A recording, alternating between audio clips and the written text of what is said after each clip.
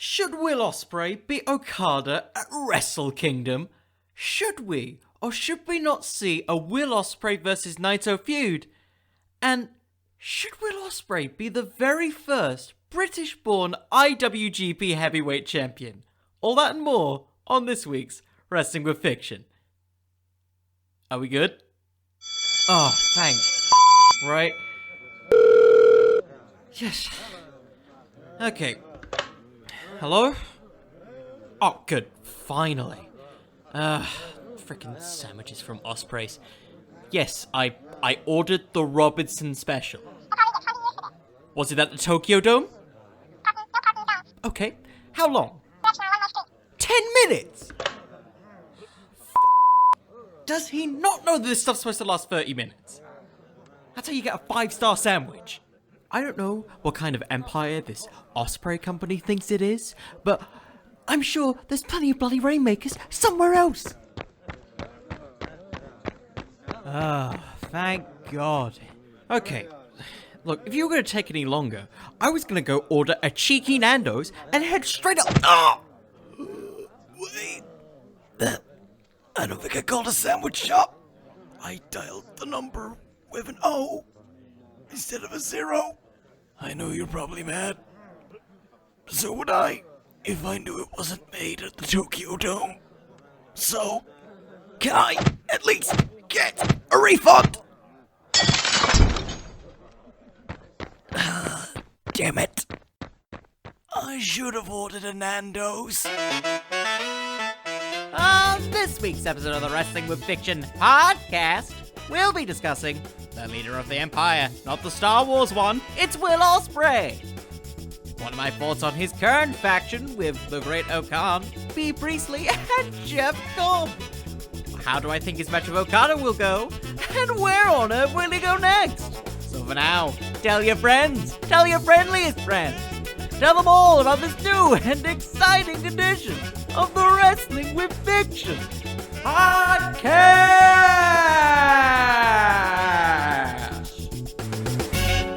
Ladies, gentlemen, welcome back to the Wrestling with Fiction podcast. I'm your host, Connor.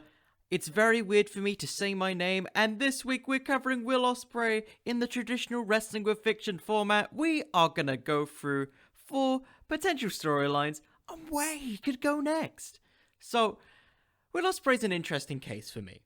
He's a guy who, he's really evolved since he's been to New Japan. Like, when he came in around 2015, 2014, when he won the Best of Super Juniors and had his first match with Kushida, he, in my opinion, he's gone from strength to strength. He's a guy who flipped his way into popularity, so to speak, with a match with Ricochet, that if you're watching this podcast and you don't know who Will Osprey is, then you know what this match is. It's the match that broke wrestling Twitter. And since then, it's been a couple more years, a couple more title runs. And now officially, as of 2020, he is officially a heavyweight. It's been his first G1 climax since becoming a heavyweight back in early 2020, before pandemics, Thunderdomes, and yeah, just Thunderdomes. And it's been a very wild ride for Will.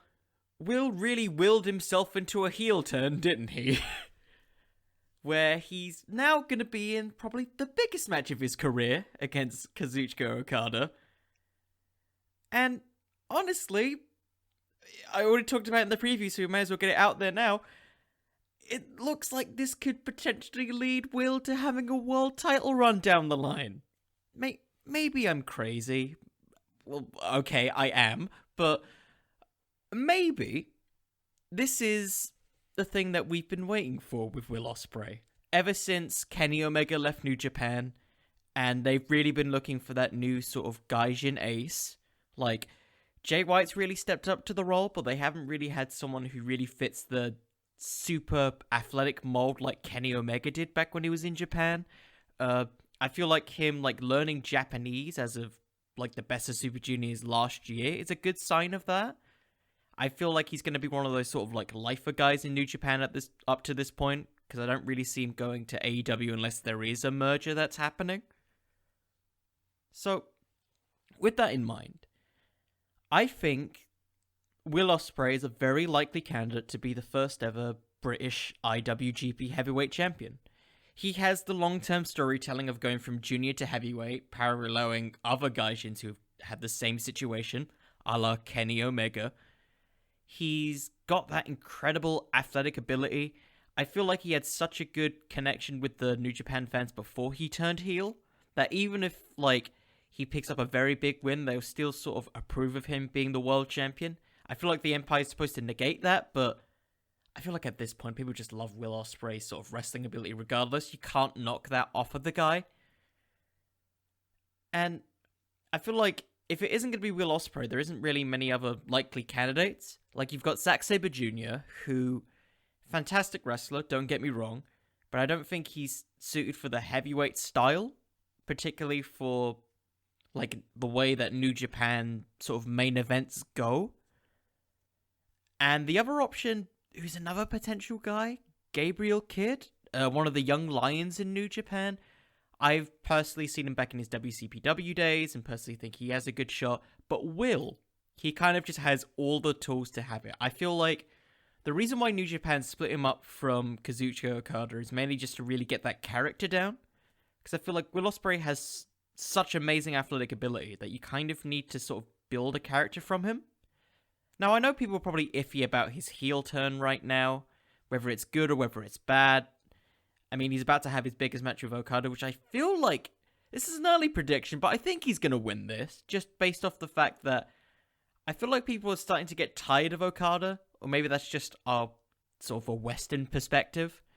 Maybe not from a Japanese perspective, but I feel like from a Western perspective, Okada's gotten stale. I feel like when he's not the world champion, he doesn't really have a character, if that makes any sense. Like, I feel like when Okada isn't the champion, he's another guy on the roster, and that's such a weird thing to say, considering he's like the Japanese equivalent of Roman Reigns. He's the golden goose of New Japan.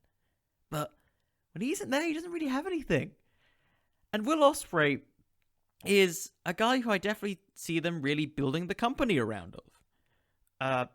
You look at him and Jay White, they kind of have a little bit more history, especially after this past G1. The Okada thing that's now being built up as another person who's betrayed Okada. Okada's slowly becoming Sting of New Japan. And, of course, he has the history with Hiroshi Tanahashi, which we'll get into later. And more importantly, we can start building the first person on my mind. Cue the music, because I'm now doing more editing for this thing.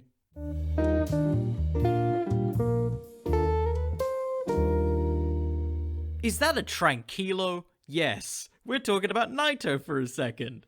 He's the first guy who I can really see Osprey having a feud with, particularly if we're coming out of Wrestle Kingdom. And I'm guessing a lot of people are probably curious about why I think Naito, because up to this point we haven't really had any type of interaction between the two. I think that Will Osprey versus Naito could just be a very fun match. Like, if you want to just put it in as a sort of new beginning show type of situation. Will Osprey, he's a guy who's so athletic. I feel like it would be great to have a guy who could have been athletic like him, but just couldn't be bothered. Because up to this point, we've yet to see a Will Osprey versus Naito match. Hell, we've only really seen him go off against Shingo Takagi of LIJ. I'm sure there's probably been some six-man tag matches that I'm unaware of, but yeah, Will Osprey, especially now that he's a leader of a faction, that's a big deal. And what a better way to test your leader of a faction by putting him against the world champion.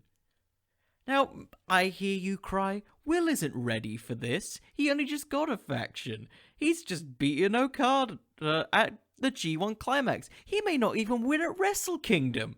Yes, but what's the beauty of new beginning? That it's a new beginning. And you can put literally anyone in that spot. Look at last year. We had Naito versus Kenta. Osprey can literally just fill the same spot that I guess Jay White kind of filled literally 2 years before that as well. Kind of this up-and-coming guy who's still kind of untested in the main event scene. I know he's been world champion of the juniors division, but as we've seen with him gradually evolving his style, like the heavyweight division and junior divisions are a pretty stark contrast. Plus, I just kind of want to see Will Osprey like do a front flip, and in the middle of that front flip, Naito just kind of like does his tranquilo pose as he's like trying to avoid it. Or maybe he just like sidesteps a bunch of like Will Osprey's like high flying offense. Plus, we've seen Naito versus Kota Ibushi. The man's willing to kill himself for people, and I feel like he could potentially kill himself for Will Osprey, particularly the freaking hidden blade move that he has. Like, when he moved up to the heavyweight division, just started using the hidden blade. Oh god, I get scared for anyone who takes that hit after, like, Kota Ibushi took it. Imagine what freaking Naito will do with it. Another reason for this is just kind of, it's a stupid idea. I'll completely understand that. But just the battle of fashion sense. Maybe that's a goofy reason, and you don't really want that to be a world title feud, but like Naito always comes out in a suit. Will Ospreay's now sort of like talking about how he's this rich franchise guy with $50,000 watches that he's going to chuck into a crowd. Which, by the way, not a real good investment, Ospreay. You need to save your money a bit. I just feel like you can have these very fun sort of like mind games where it's just Ospreay just being super aggravated that the world champion isn't taking notice of him after he's beaten Okada, a guy who Naito had taken about 3 or 4 years just to beat him, like legitimately clean in a feud. Like before that, Naito won against Okada back at Dominion in 2015. It was after the New Japan Cup, in which he needed the help of Sonata. At this point, Ospreay's beaten him, essentially cheating, but still arguably clean, because we weren't quite sure if he was turning heel or not. You can play off of that, maybe. Also, hell, some really fun tag matches. I'd quite like to see him versus Shingo. That will come on later. And yeah, I feel like it would just be a really good test for Will Ospreay to see if he's ready for that main event scene. Kind of like how I've been making a lot of parallels to Kenny Omega here. Kind of the Wrestle Kingdom, trying to remember the number, 11. Wrestle Kingdom 11. I hope that's the right one. Where it was Kenny Omega versus Kazuchika Okada. While I believed that Kenny was gonna win, I knew, probably more than likely, that Okada was probably gonna win that match. But by the midpoint of that match, it didn't matter.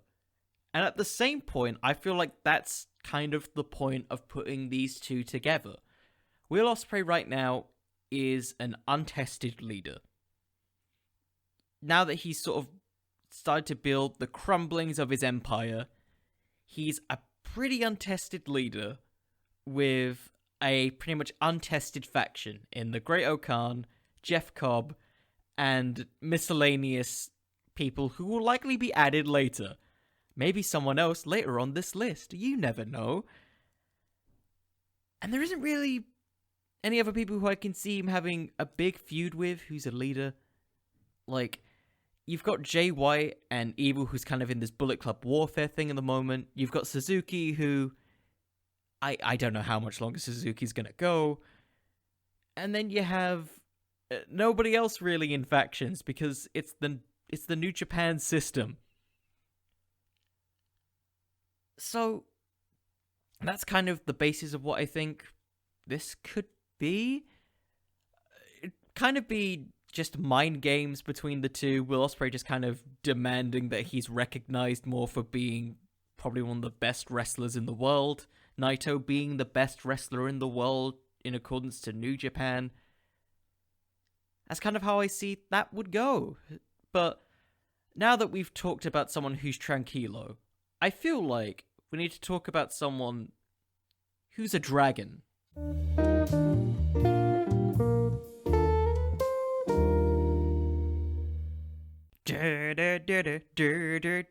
I can't play this song for copyright. It's Shingo! Because we need a third match of this. Like, is there any other reason for this? Other than we just need a third match? Part of my weird, stupid brain kind of wants it to be a hardcore match so we could see Will Osprey use that bloody sword that he carries to the ring. But, we need more of this match.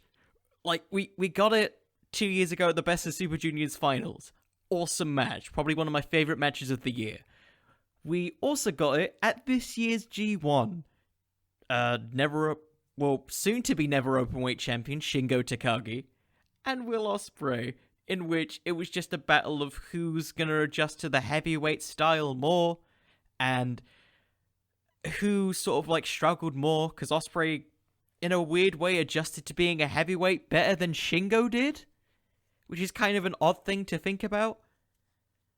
You can sort of build on that dynamic a little bit more, because of the way that sort of Shingo has had to really fight to be the Never Openweight champion. You can really build, now that Shingo is this Never Openweight champion, Will Osprey wanted to expand the strength of his empire as this main event Never Openweight title feud. Because what has Will Osprey and Shingo Takagi been wanting to prove?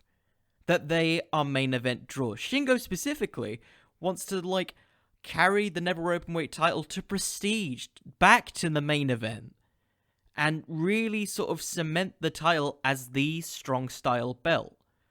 Will Osprey is this hungry up-and-coming guy, I can still say that because he's under 30, who feels like he was being held back by teaming with Okada. That's what we need. And if there's any, like, main event match that we can see for the Never Openweight title at this point, I think it's Will and Shingo because of how well they work together. Sure, there's an argument for Shingo Suzuki. Sure, there's probably an argument for a new guy to go up in the ranks. But Will Osprey versus Shingo feels like a rivalry that can go on from years from now. Literal years from now, because I realize I phrased that really weirdly. Will is a guy who, let's face it, at some point he's gonna have to slow down a bit on his high-flying stuff. And who better to show him how to do that than Shingo Takagi, who I think is the closest thing Will Osprey has had to a rival since he's been in New Japan. And you can really sort of have these, like, set of classic matches between the two. I personally really kind of want to see an Iron Man match between the two. Just for the sake that I just want to see Shingo clothesline the hell out of Osprey, and I want to see Hidden Blades being blocked by pumping bombers and just lariats, because that's what Shingo is, and that's kind of what Will's evolving into. Like, we've seen his style evolve from being just a guy who does a lot of high-flying stuff to really sort of taking his time in the ring. I feel like actually from teaming with Okada, he's taken tips from him to really start to make each of his moves matter, which is something that I think is usually quite a valuable trait in New Japan. They really try and make the little things matter. You look at sort of how Jay White sort of developed and how Kenny did. One of the things that they sort of gradually focused on was developing that sympathy with the crowd, regardless if you're a face or a heel. Developing on how you can sort of react to the crowd. And I feel like, in a weird way, the pandemic era is kind of helping wrestlers do that. Like, you saw in sort of like the G1 people like trying to communicate through just clapping and getting them to do like different claps in exchange for chants. In a time that we're in right now, I feel like this is probably the best time to really start to develop new stars for once sort of this whole like pandemic era of wrestling ends. Because at some point it is going to end, hopefully. And yeah, I feel like what better way to really establish these two guys than just put them in a big program and really build up the prestige of the Never Openweight title. Because do you remember the time where the New Japan Cup portrayed the Never Openweight title, the IC title, and the World title as equals? And then after, I'd say, 2018, 2019, it kind of just stopped. This is the chance to really build it back up. And hell, if you give it to Osprey, you have the first belt for the faction. Which is great, because these factions need to start to be built off of titles. This is how New Japan tends to book things, is just give them as many titles as possible, so when a new up-and-comer comes up and they pin this guy, it's like, oh, he's beaten this guy, a former Never Openweight champion, multi-time junior heavyweight champion, former tag champion, whatever you want to add on. These don't necessarily have to be Will Osprey has to win, have a long title reign, done. I'm sure that would be great, especially if you want to sort of have defense after defense and really build up the strength of the Empire. I keep on thinking it's Star Wars. But at this point with it, if Shingo right now is the Luke Skywalker to Will Ospreay's Darth Vader, and no, it's not that they're father and son. It's that they're kind of mortal enemies until a situation arises where they have a common goal. Because I feel, with sort of how much sort of strong chemistry these two guys have, you can build it as them sort of eventually building that mutual respect. Like, kind of like how Shingo is building that with Suzuki, you can kind of have that between sort of like Will and Shingo, and how maybe Osprey would kind of want to recruit Shingo into the Empire, because they've got a great Okan, they have Jeff Cobb. I wouldn't be surprised if he gets another bruiser. I don't think Shingo would leave, but it's a possibility of a story of Osprey thinking that he's such a great opponent who'd be an even greater ally. Because right now, the faction is Osprey, Okan, Cobb, and Priestley.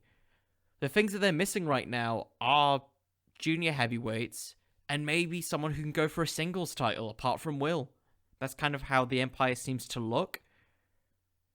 And yeah, I don't believe Shingo would join, but it's certainly a possibility.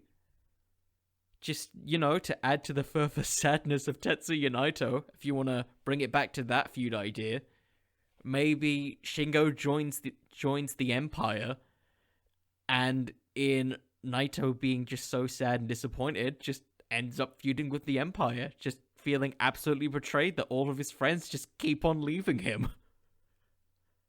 Oh, that just sounds really sad, doesn't it? But we've talked about a lot of people from LIJ, and I feel like it's a very ungovernable situation. So we need to speak to a former ace of New Japan.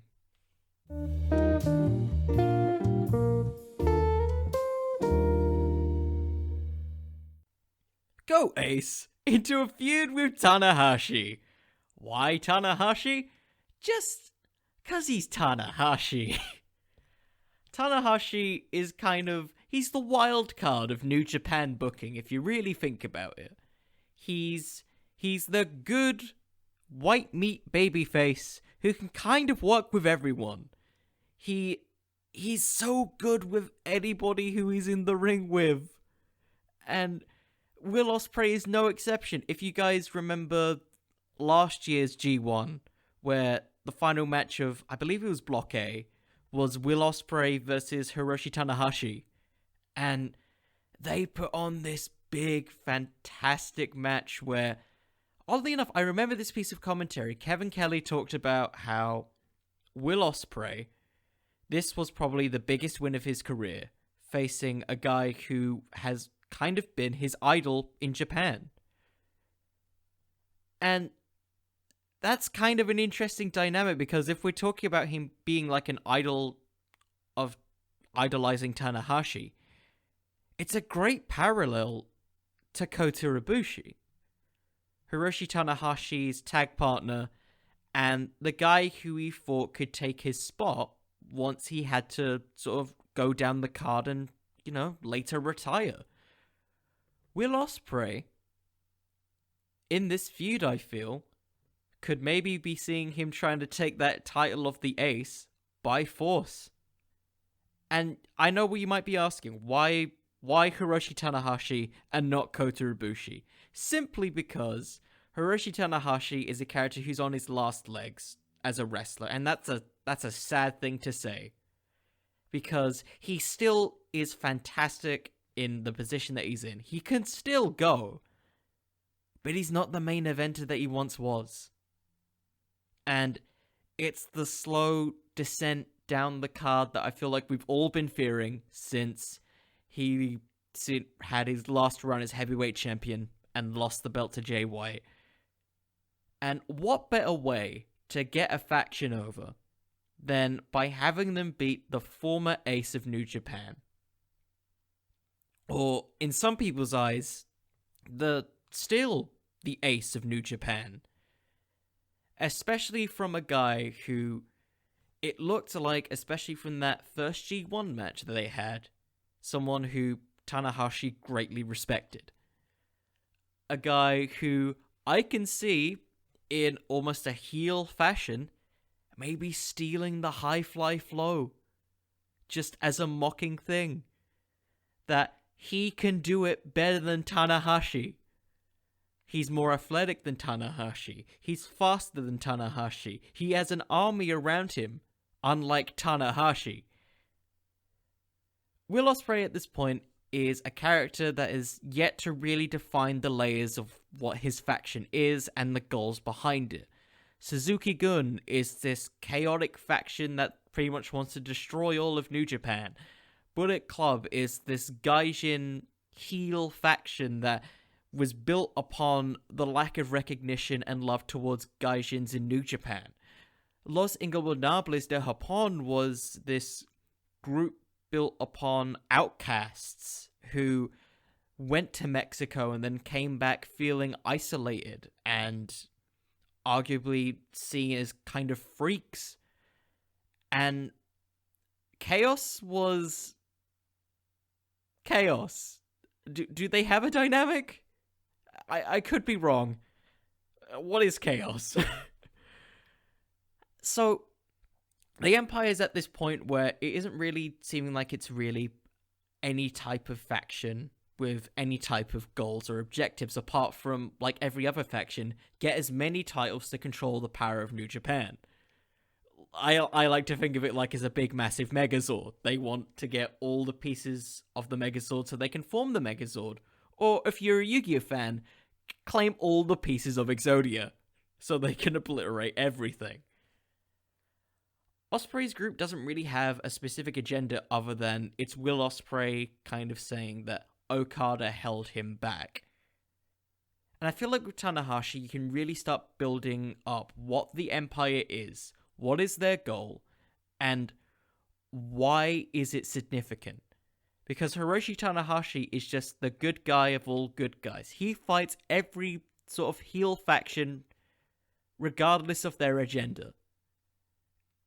As long as it's something that is sort of against in his mind, the New Japan tradition, I feel like that's kind of what the Empire is. It's these guys who have been on sort of the backs of sort of New Japan tradition and have essentially rejected it in order to sort of reform this new form of pro wrestling. Kind of think back to the build to Kenny Omega versus Kazuchika Okada, where it was about who is the best wrestler in the world. Osprey's faction, I think, is just an empire of fantastic wrestlers all underneath him. In many ways, it's a faction of the best wrestlers. Kind of something that isn't really a faction in New Japan at this point. As we've already kind of discussed, I won't go into detail about it again. And you can really start building that up as Will Osprey kind of being this empire destroyer. Like, he is willing to destroy the traditions of New Japan so we can rebuild it in the name of the empire. Dun, dun, dun, dun, dun, dun. I'll stop the Star Wars things. And that's kind of where I see that going, is just him trying to get rid of Tanahashi because he represents everything that Will Osprey was and everything that he really tried to rise up to be, like all the expectations, the learning of Japanese, moving to another country, just trying to prove himself, and now he feels like he doesn't need to prove himself anymore. And why does he need to prove himself to a guy he's already beaten? And if you want to slap a title on it, go for it. If not, don't. So, we'll get to the final thing, because I feel this is probably the main type of thing where you might think, what is the point of this feud? Well, to put it simply, it's a battle of the birds of prey.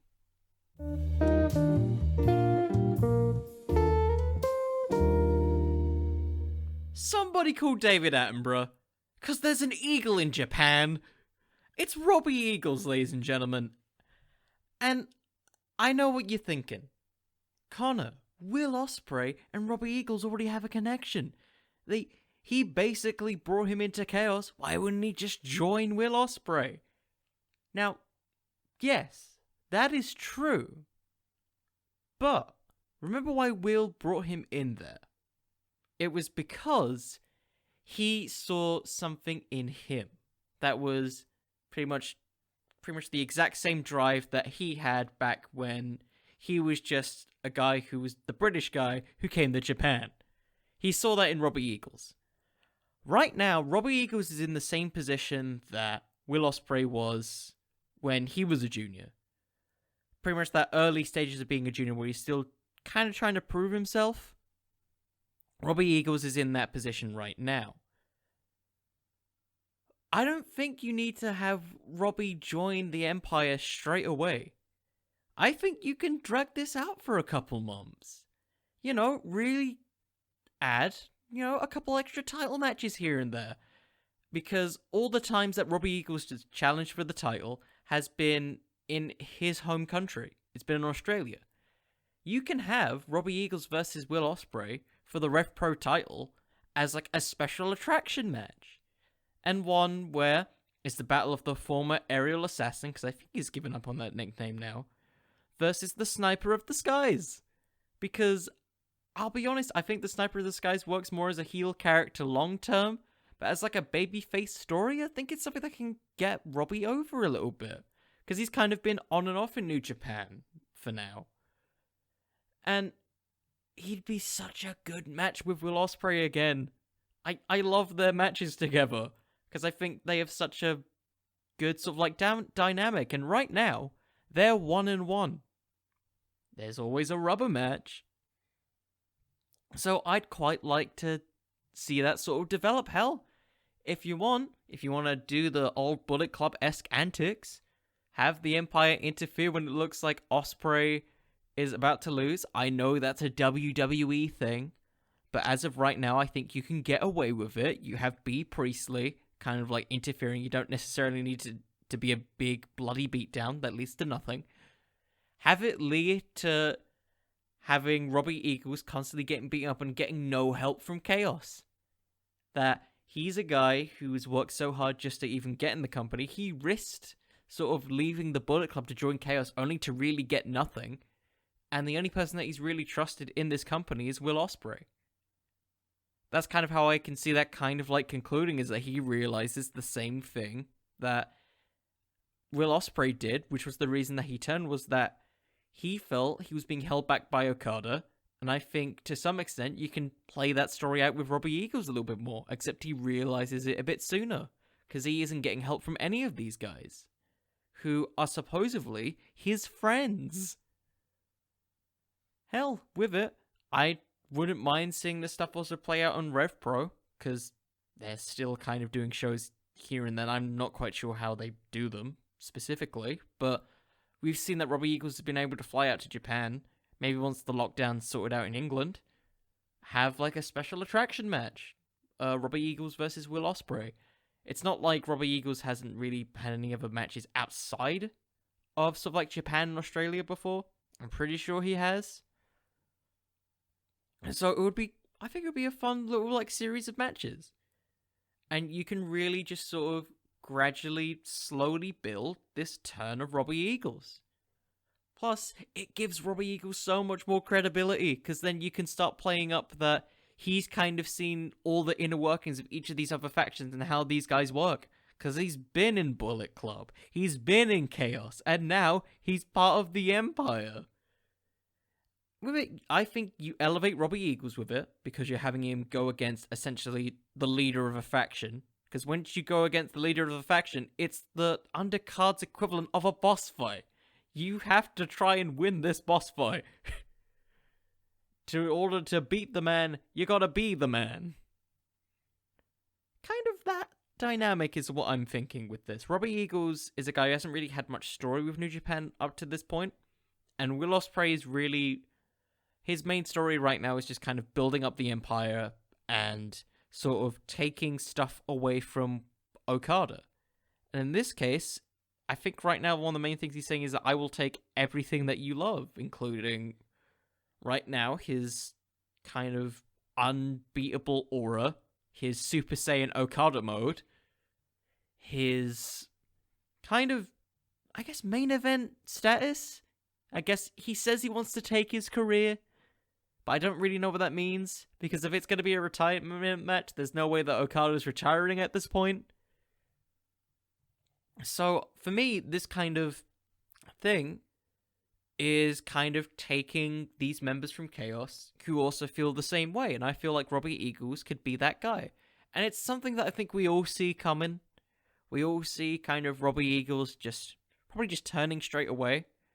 But I feel like if you really take the time with this, and you build the kind of like battle lines that Robbie's kind of had to already go through, and also like, do they trust him? Do they not?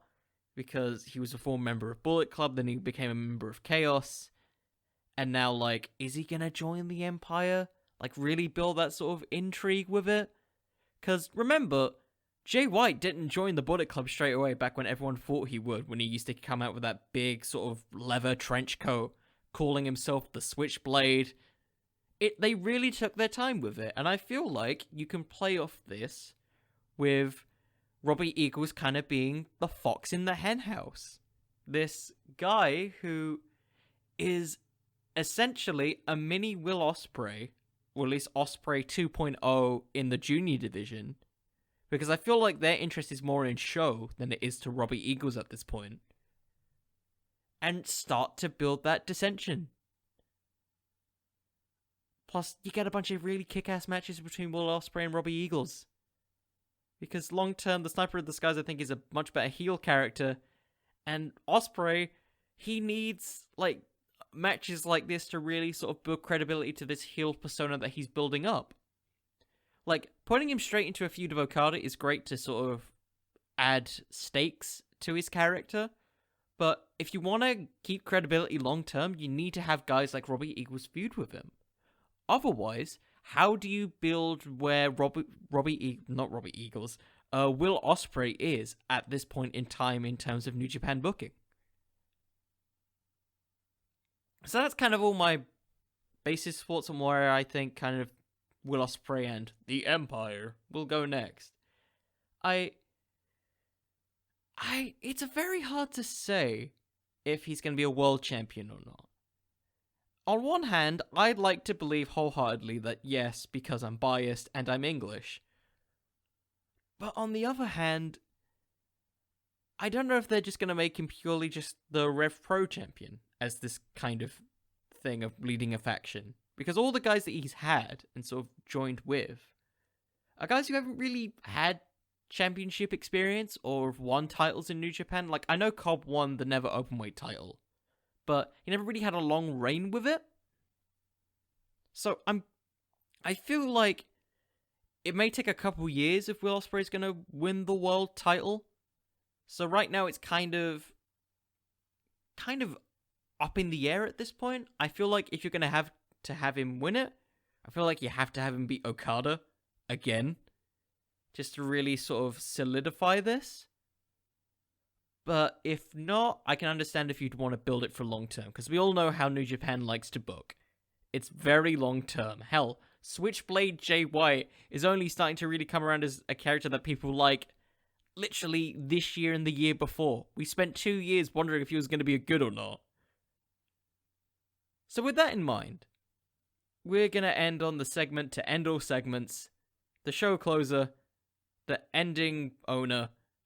It's Fantasy Fumble.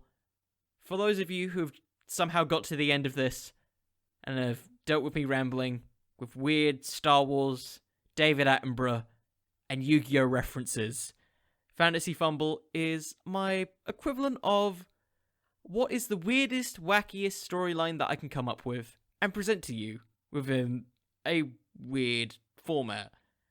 So, without further ado, ladies and gentlemen, Fantasy Fumble will begin in 3, 2, 1, fumble. Let the dumpster fire begin!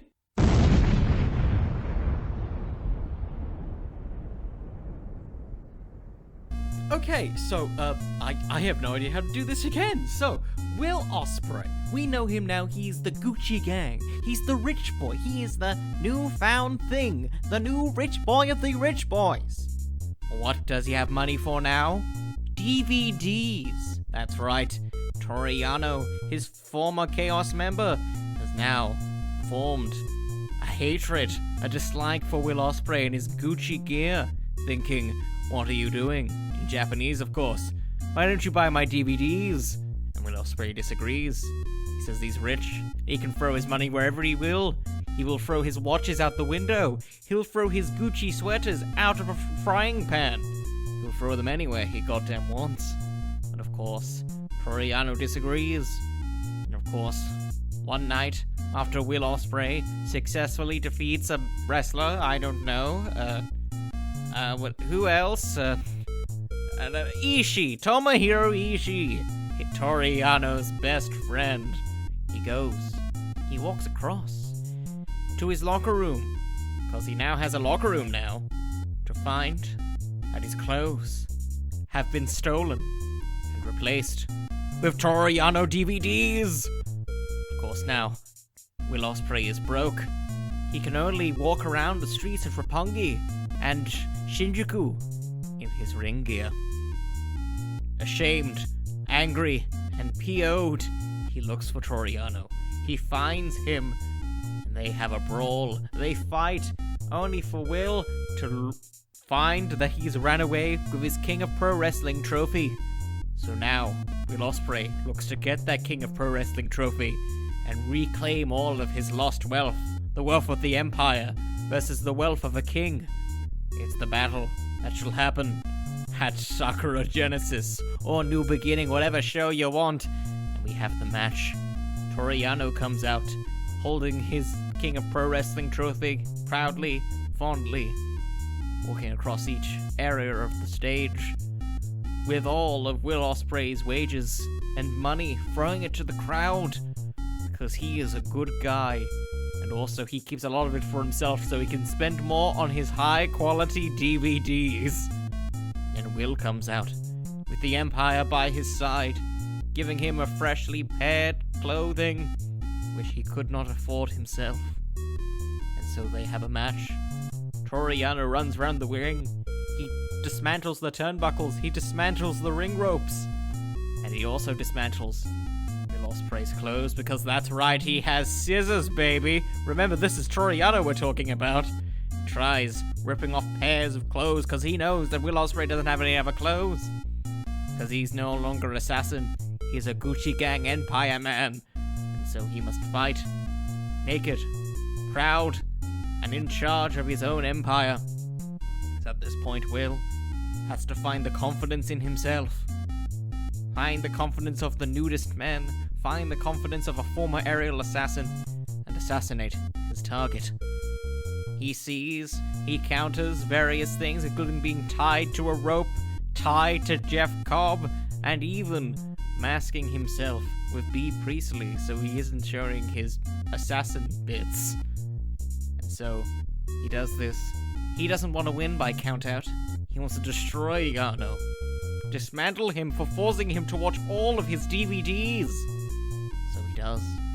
Hidden blades to the back of the head, os cutters, backflips over backflips of os cutters and things. He even takes out a DVD and smashes it in Toru Yano's face without the ref seeing it, so we can keep it as a wrestling match. And then, finally, he hits the Stormbreaker. 1, 2, 3. Will Osprey wins. And he grabs his wealth, his money, his power, his empire from the bag and King of Pro Wrestling trophy. And he finds himself there, realizing that it's a pro wrestling trophy. It's probably bought off eBay. It's probably worth nothing. Yano has spent all of the money. And so, Will Osprey discovers that whilst he is an aerial assassin, he's gonna need to rebuild an empire. Because every empire has started strong, weak, and many times they've been hit with unexpected bootleg deals, like ones of a Toru Yano. And so he has to ask himself, as a leader of an empire and a group, how an aerial assassin will build piece by piece. Huh. That's an ending. Yeah, Will Osprey loses his wealth because of DVDs, which are already outdated. That's an odd way to end it. Anyways, once again, thank you all for listening. Like, it's been a weird journey this past week or so, just kind of how British lockdown has been. I'm really trying to improve this sort of like content that I'm doing, so if any of you guys have any feedback, follow me on Instagram and follow me on Twitter. You can find me on Instagram at Connor... Wait, no, you can find me on Twitter at Connor the Cooper. You can find me on Instagram at Wrestling with Fiction. And with that said, I've already said it before, I've already kind of botched my own plug, so thank you all for listening. I hope all of you have a lovely day. And remember everybody, wrestling could always use just a little bit more fiction. Good night, everybody!